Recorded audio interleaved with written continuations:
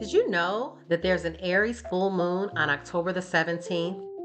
This is a big one, and the energy is there to support everything that concerns I am. Aries is the sign of I amness. And so, what kind of themes are going to be coming up?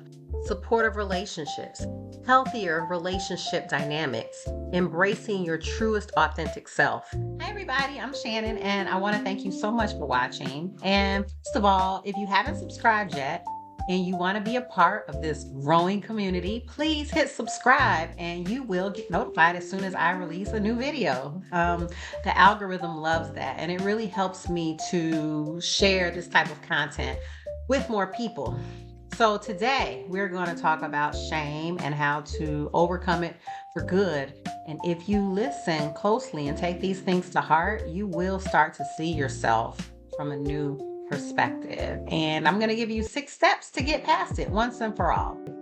My own shame caused me to doubt myself, and it makes you think towards the negative, making you think people don't really love you, that you're being judged, and it can even make you afraid to be your real self with your friends and your family, all because of what you think they might say or think if you're just being the real you.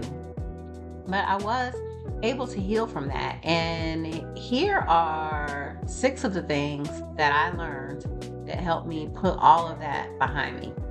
And do me a favor, make sure you stay and watch until the end, because the last point number 6, is actually against human nature, but it's most effective.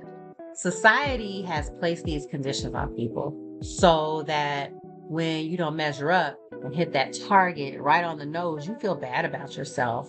Or you're like, if only I could have made a better decision. But listen, if you have something from the past that you're holding on to, give yourself some credit.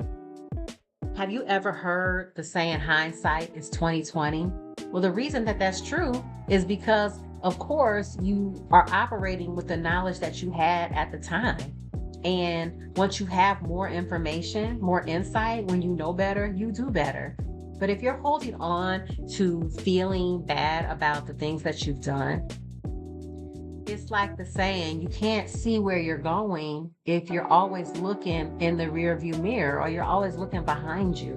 That's why you have to forgive yourself and move on. Now, how do we do that? I have done these 6 things, and they are all based around self-compassion, which will truly transform the way that you see yourself. And the first thing that I did is to feel lighthearted.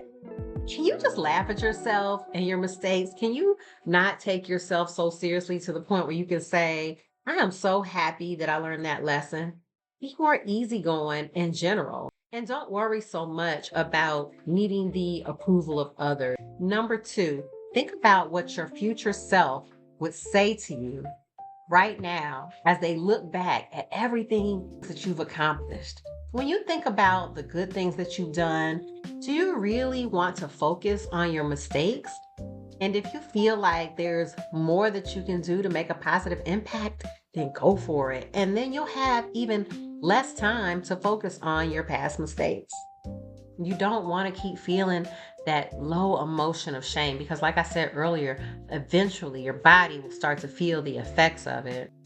Number 3, the third thing that you want to do is be honest with yourself and those involved, and don't run from the truth of what it was. That is how you learn the lesson.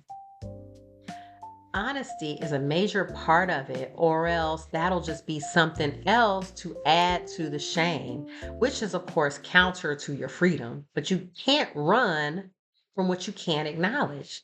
And isn't that freedom what we want ultimately? Number 4, accept the fact that you can never please everyone. People pleasing only leads to more shame anyway. And there might always be somebody in your life who wants to judge you and who has an exceptionally long, detailed memory, but they don't truly have the power to control how you feel about yourself unless you give them that power. And did you know that you don't manifest based upon how people feel about you? You manifest based upon what your vibration is. I've had people that have tried to judge me, and I'm not going to sugarcoat it. I had to think long and hard about whether or not I still wanted those people to still remain in my life, because the most important thing for me is authentic relationships where you can be vulnerable and be yourself. Number five. Now, the next thing is that the universe is very, very good at balancing things out. Everything must be brought into balance. It's the yin and the yang. And this will happen naturally. So you don't need to add on to that emotionally by holding on to shame. And if there are lessons that you need to learn and experiences that you need to have, you will have them in order to bring you into alignment in a loving way. I'm glad you guys stayed into the end. And this is the last thing that I wanted to share with you. And it's super important. This is number six. And it is against human nature. But we have to stop forming opinions. Now, some of you may be like, Shannon, I have an opinion. Opinions are good, they're what make me me.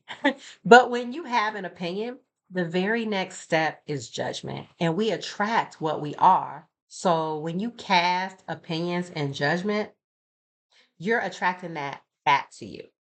And the funny thing is, when you have a judgment about somebody, it's actually showing you where you wish you could be a bit more like them. Like, for example, you might be like, God, that's a crazy outfit. But the truth of the matter is, don't you kind of wish maybe that you were had that sense of freedom and carefreeness to just wear whatever you want, whatever your heart feels like, come what may? And that's not something to beat yourself up about. It's just an area for reflection. Who or what do you tend to judge? What is it about them that you wish you could actually have or be or do? Think about what a lot of people say about stuff they hate or fear, what they don't get about XYZ. The truth is, most people secretly admire what they judge. And so, to sum it up, number one, be lighthearted. Number two, think about your future self. Number three, be honest. Number four, no more people pleasing. Number five, the universe brings loving balance. And finally, number six, let go of your own opinions. So that's all for now. Thank you so much. And hopefully that message gave you some strategies to overcome shame and to not let it stop you from living your very best life. So until next time, would you maybe drop something in the comments about how you overcame your feelings of shame? Or if you don't want to do that, just drop a heart emoji signifying the love that you have for yourself. And again, don't forget to subscribe for more content that will help you achieve the personal growth that you desire and live your most fulfilled life.